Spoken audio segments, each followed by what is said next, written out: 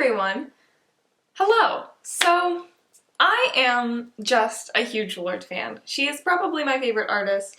She was my #1 artist on Spotify 2 years in a row, and probably will be a third, especially considering the release of Solar Power, which I'm just so excited for. While, I was listening to her music, I was thinking that some of these songs reminded me of certain books, or movies, or beverages, or fun things to do. So I thought that I would share with you the things that I associate with certain Lorde songs, because if I'm a fan of Lorde and I like these things, then maybe you might like them too.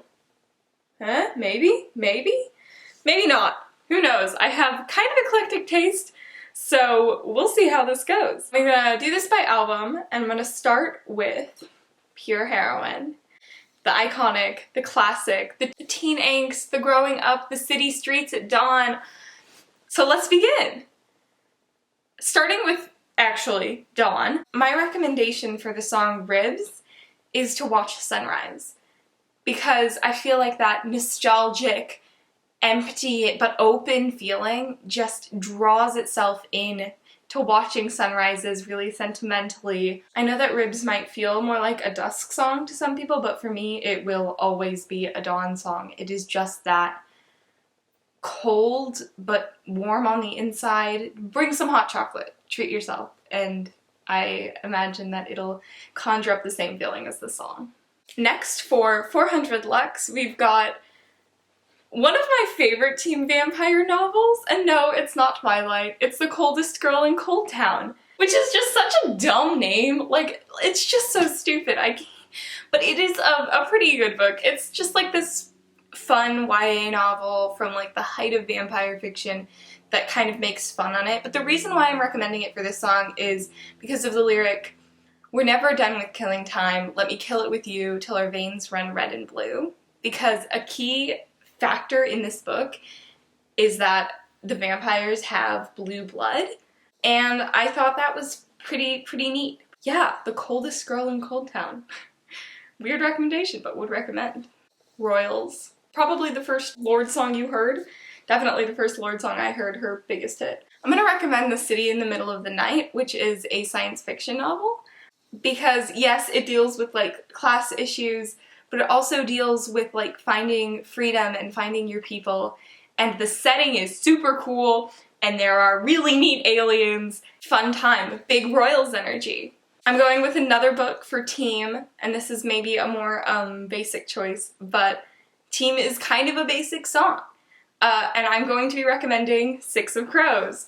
Now, if you haven't read Six of Crows, you're like me 2 years ago, and you're like, what's the hype? I just don't get it. Yeah, you should read it probably. Is it worth the hype? Maybe not, but it is good. I am recommending it. I wouldn't recommend it if it wasn't good, right? And it's probably my favorite novel about teen gangs. The line that I really associate is, "We live in cities you'll never see on screen, not really pretty, but we sure know how to run things."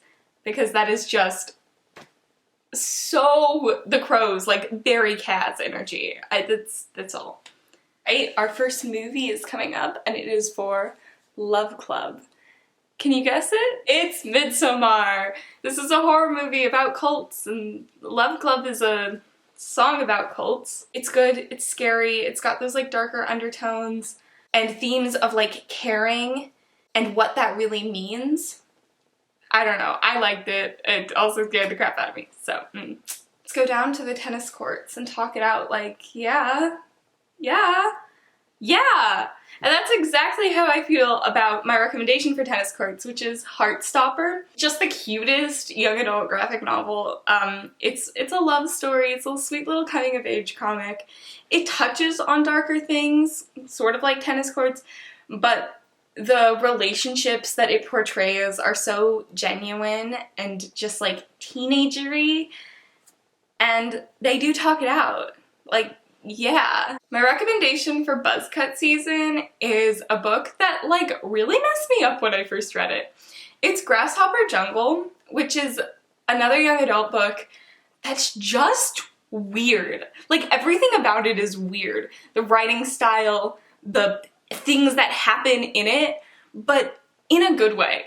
It centers around these teenagers in their small town as this sort of apocalypse comes on, but because of the style of the book, everything that's happening in the book is totally normal, like despite the fact that it's super weird, which is why I feel like it's very buzzcut seasony, because you know, it's buzzcut season anyways, who cares if my hair's on frickin' fire and burning my scalp. Cheers! Next up is A World Alone, which is, it's one of my favorite songs, I think. It's just so beautiful, which is why I had to assign it to something else that's just so beautiful, which is Paradise is Lost, the Ursula K. Le Guin novella about a generation ship heading towards a new planet, and the factions and the unity that come with it. It rings so true, just like A World Alone does. There is some dancing on A World Alone, so I think this one's really special and you should definitely pick it up. I should mention that this book, it's not all of this. This is the chunky book. It's like 9 Ursula K. Le Guin novellas. This is all that A World Alone is. Just the last few pages, and it's just, Okay, I might get some hate for this one, but for Glory and Gore, I am recommending The Hunger Games. Now I know what you're thinking. Didn't Lorde, like, write a song for the Hunger Games movie? Yes, she did. I'm not including it, and I'm including this because tell me you can think of anything else while you're listening to Glory and Gore. I mean, come on! The, like, social critique of the media and power it has, and of child stars, just, oh my gosh. I think The Hunger Games gets a reputation because of the other dystopian novels that came out after its success for being like floppy teen fiction, but it's actually got like really good social critique. I feel like The Hunger Games, along with maybe Uglies, are the only dystopian young adult novels that really understood what it meant to be a dystopia, you know? From like the early 2010s. And the book specifically, not the movies, yeah. Next we've got $1 Million Bills, which is just it's a fun little song, and so I thought I would recommend a fun little magazine, Taco Bell Quarterly. This is a real online magazine devoted to fiction, nonfiction, and poetry about Taco Bell. It's not really satire, though there is some satire, but it is just, it's so good. It's incredibly fun and a really good time, so I would highly recommend that if you like songs like $1 Million Bills that kind of play with your expectations and with like the truth about what society is right now, that you check out Taco Bell Quarterly. Hashtag capitalism, baby. Also, their Twitter is really fun. Alright, so the last pure heroine song I'm going to do is Swinging Party, and I'm going to recommend for Swinging Party one of my favorite books, This Is How You Lose the Time War. It's a love story told in letters and vignettes from 2 different people on the opposite side of a time war, of a war that goes across the past and the future and in multiple universes, and it's so beautiful. And the reason why I associate it with Swinging Party is the phrase down the line, because in This Is How You Lose the Time War, they're always talking about going like downstream or upstream time-wise, and there is some death and dying. It's a war, so you know, it fits. I'm not just trying to shoehorn one of my favorite books in. I promise. I don't promise anything. Alright, so now we're moving on to melodrama. I love melodrama. So underrated. Now the first song is Green Light, and I'm going to not recommend you The Great Gatsby because that's a cop-out. That's so easy. Instead, I'm going to recommend you A Great Gatsby retelling. Beautiful in the Chosen is a Gatsby retelling from the perspective of Jordan. It's pretty faithful to the original Gatsby, with the exception that Jordan is an adopted Vietnamese girl and she has magical powers. But other than that, it really is just The Great Gatsby from Jordan's perspective, which is great. Jordan has a hot girl summer, and people deserve to hear about that rather than Gatsby's whining. For sober 2 melodrama, I'm going to recommend to you Taxi Driver.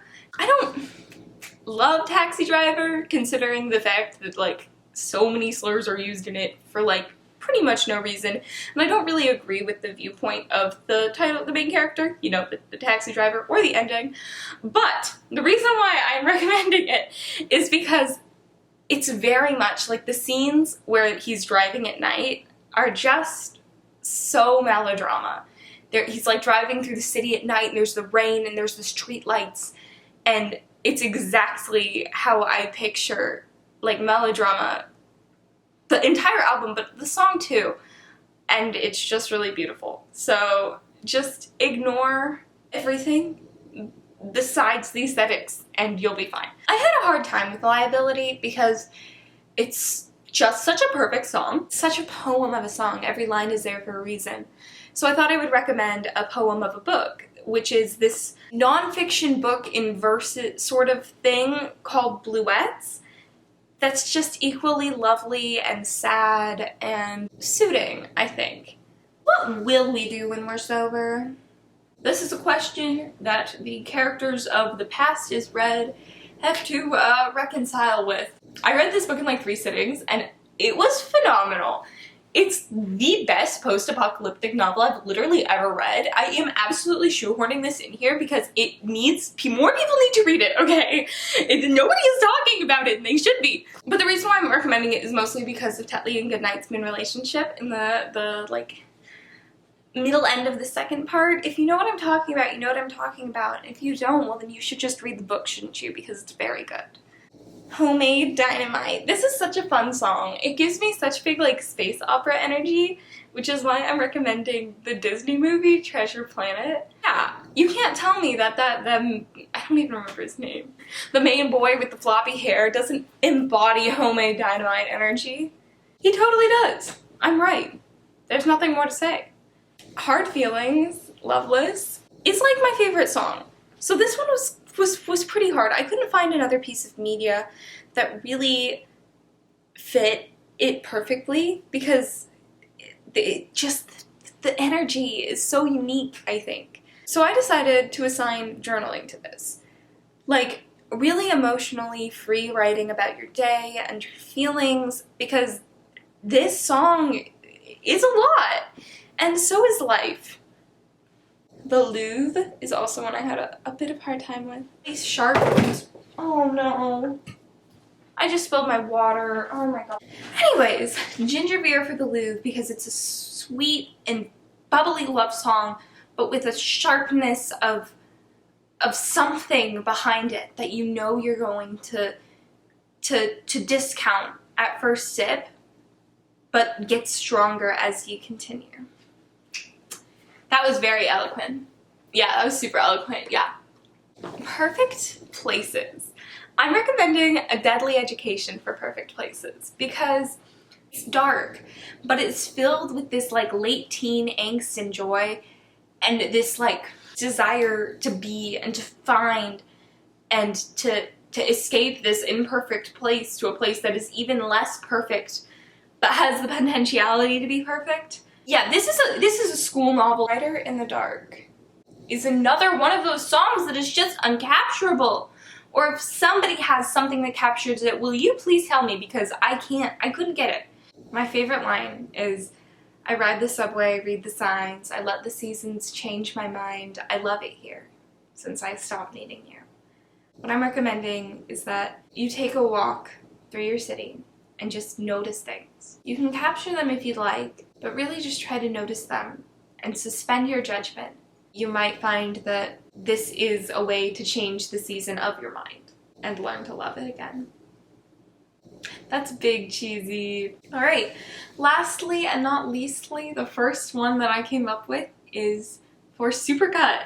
I love Supercut. And the movie that I associate with it just so heavily is Eternal Sunshine of the Spotless Mind. Because it's about a relationship falling apart, and the way that the film is pieced together and edited and just written and formatted in this like backward sort of way reminds me so much of Supercut's rhythms and repetitions, and it's just such a perfect fit, vibe-wise, content-wise, that I can't not recommend it. Those are all of my Lorde song, book, movie, drink, thing to do recommendations. I hope you enjoyed. Thanks for coming along with me, and let me know any associations you have in the comments, or if you've read, watched, done any of these things and what you think about them, because I would absolutely love to know that. I will see you guys all soon. and enjoy the new Lorde album because I haven't listened to it yet at the time of recording and I really want to. Okay, bye!